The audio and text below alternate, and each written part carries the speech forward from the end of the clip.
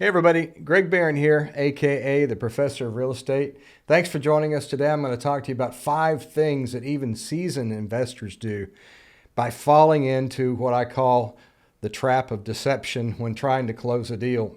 But stick around because I'm going to show you also 5 steps you can take to stay out of the deception when you're trying to make a deal work. Stay tuned. So I read this great book years ago. It's called Leadership and the Art of Self-Deception. It's a pretty heady book for leadership and how we can basically be so strong-headed that we can convince ourselves of anything.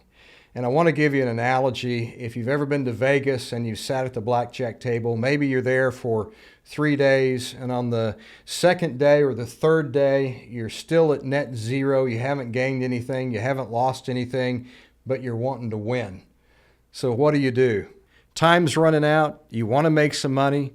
You don't want to go home empty-handed. You want to close a deal. Maybe he's showing a 5 and you have a pair of 10s that he lays out in front of you. Your first thought is, maybe I'll split them.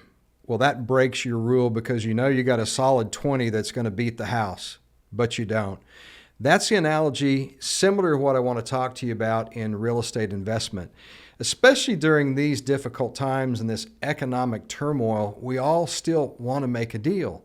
But you got to have rules that you go by. If you don't, you're going to deceive yourself. I have a term for this, and it's not even a real word, but I call it anxious-itis. Or maybe you call it deal fatigue. We've looked at so many deals, and we really want to make something work. That's at the point where you need to tap the brakes. We have the ability to deceive ourselves and bend the rules with trying to do our evaluation. I call this forced evaluation or forced deal making. So here's the 5 things that even really good investors do that they should not, and neither should you. The first one is we change our exit cap rate to make the deal look better. The second thing we do many times is we remove funded reserves that we know we need to keep in there because, let's face it, that property is somehow going to have some kind of physical depreciation, and we have this tendency to think, yeah, but not my property, so let's lower our funded reserves to make our net operating income look higher and ultimately make the deal look better. The third thing that we do, which is probably the most common thing, is we lower our vacancy rate, assuming that it's always going to be at stabilization throughout the life, when in actuality, that's just not the case. The fourth thing that we do is that we raise our rent growth calculations, our escalation rates, beyond what I would call reality. And the fifth thing that we do is we lower our anticipated capital expenditures to make it fit more within the buy box that we want to make it fit into. Let me give you an example that I'm dealing with today. It's a little bit beyond an income-producing property. It's actually a land deal that we're putting together. We're in the final stages of our forensic analysis, or we would call our financial modeling. And it's about a $7 million project. It's got multiple lots, different price points. It's got some development costs, some wet utilities, some road excavation, all the bells and whistles. And I'm structuring all this as we speak. I first went in with some lot sales numbers for my top line revenue, and I also went in with some construction costs for development. And as I step back and look at it, I actually realized that I was suffering from the same self-deception that I'm talking to you about right now. After I re-reviewed it, I talked to some people about it, made some subjective decisions to lower my top line revenue on my lot sales. I lowered all of my financial indicators because it wasn't as good as I really want it to be. So ultimately, I really want this deal, and I wanted it to show what in my mind it should play out as my exit internal rate of return, my cash on cash return. I had some investors in it. I wanted it to be closer to a 2x on the equity multiple on the way out. So I was distorting my own reality to try to shove it into something that would make me feel better, when in all actuality, it didn't achieve that. Now, undeniably, it's still a really great deal. But at the end of the day, I lowered my expectations. I actually was more conservative in some of my estimations. I increased my construction cost. I lowered my top line revenue on lot sales. And at the end of the day, it's still probably a go deal. But I am still guilty of the same art of self-deception that I'm trying to get you to rethink when you're looking at any kind of deal. It might be a duplex, fourplex, or whatever the case may be. So to give you an example of what I'm talking about, and really we're still talking about the art of self-deception when you're trying to purchase or develop, I want to show you a project that somebody had me evaluate recently, and I want to show you how I came back and revised their figures based upon what I thought is the present reality of the state of where projects were being acquired now, and maybe this will make it a little bit clearer. So this is a rather large project. It's a multifamily project, but the concepts are still the same. They're just a lot more zeros. So stay with me here so I show you some of the salient issues that you really need to look for as either you're inputting your data to try to figure out if it's a go deal in your buy box, or if it's something else that somebody's given you to evaluate for them. Maybe you want to take a little piece of it. But some of the things that I want to show you that I constantly see that are distorted are the following. Here, it's based upon column 2, and we have actually 3 opportunities here to look at going out cap rates, but our model is based upon this particular one here. So he's showing a 5.5% going out cap rate. Well, I can tell you right off the bat, we're not going to get anything for 5.5% right now. You remember, the lower the cap rate, the higher the value. The higher the cap rate, the lower the value. And as we're speaking about 2024 and in this environment, cap rates are going up and values are going down. So there's a little deception going in here, and it's probably innocent. But I would say it's not even 6%. I would rather do my financial modeling on this and bump this up another 50 basis points to 6.5 instead of even 5.5 that he's got evaluated. So number one, the going out cap rate is not correct.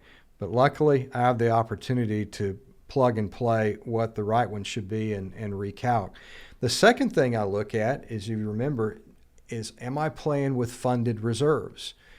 Has this particular entity made adjustments to make sure that they've got reserves for the life of the deal that they're presenting to me?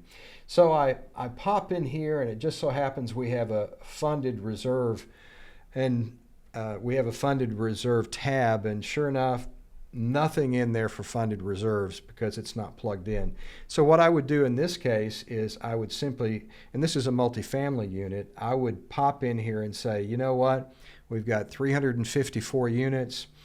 I'm going to plug in $300 per door per year as a funded reserve because I know I'm going to have to do some upgrades it's just natural in the cycle of keeping a project. So I'm going to add funded reserves to this. The third thing we do, and I'm guilty of it too, is we lower our vacancy rates to something that's not reasonable. Again, we're just deceiving ourselves if we don't have something real. So I've plugged in what this particular institution gave us, and sure enough, they've got 3% all across the board. In my opinion, that's the art of self-deception. So I'm going to go back in there, and if it's mine, I'm going to recalc this to at least 5%, maybe higher.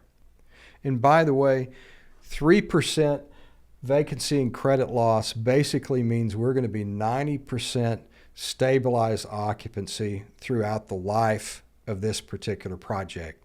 That's just not real in this environment. So the fourth thing that we do is the opposite of vacancy and credit loss. Remember, I said that this particular model shows a 97% occupancy through the life, but it also shows a rental income escalator that is a little robust every year. They're showing 3% the first year, 5% the second, 6, 7, and 8. Well, my understanding of the market right now means that we're not going to experience that kind of escalation. I want to go in more conservative or real. I'll probably throttle back on that one to a maximum of 2% every year.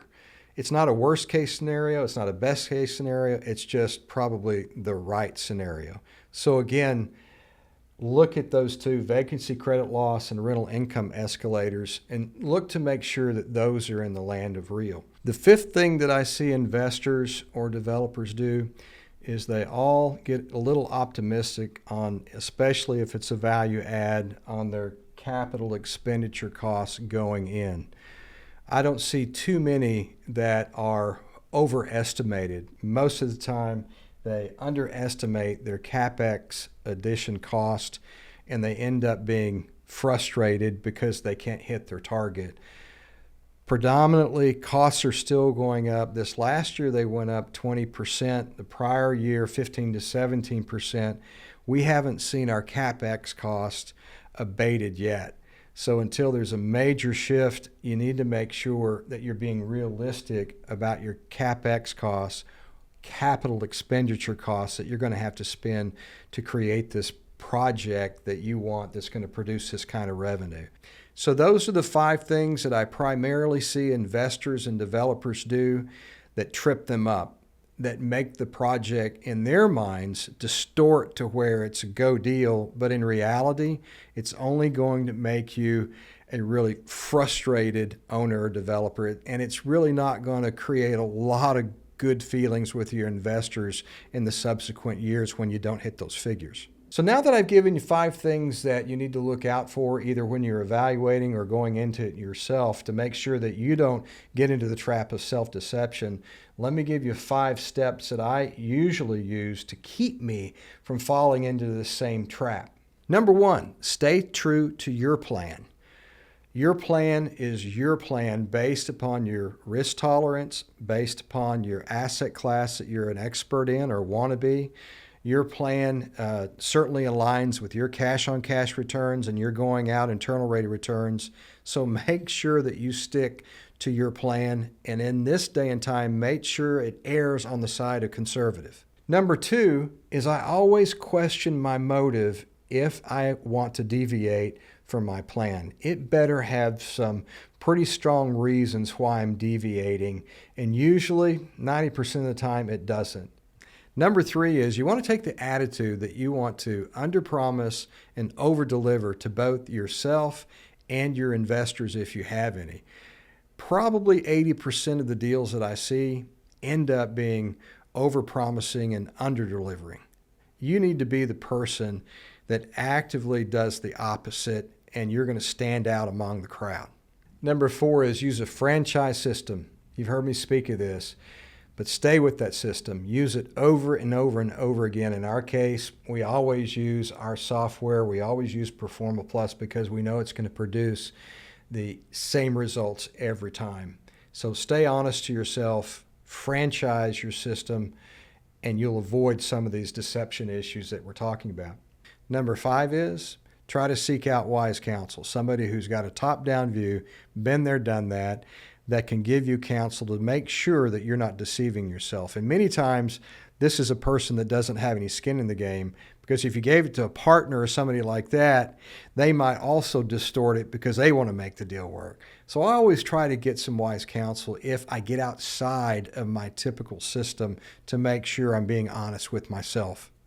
So in my 37 years of investing and building businesses, I can tell you the road to self-deception begins with distorting reality for the sake of a win. Stay true to yourself. Use those concepts to stay away from your own art of self-deception, and you'll become a much better developer, investor in the years to come. Thanks for joining us today. Remember, educate, evaluate, and execute, so ultimately it will increase your own personal wealth. Thanks for joining. We'll see you soon.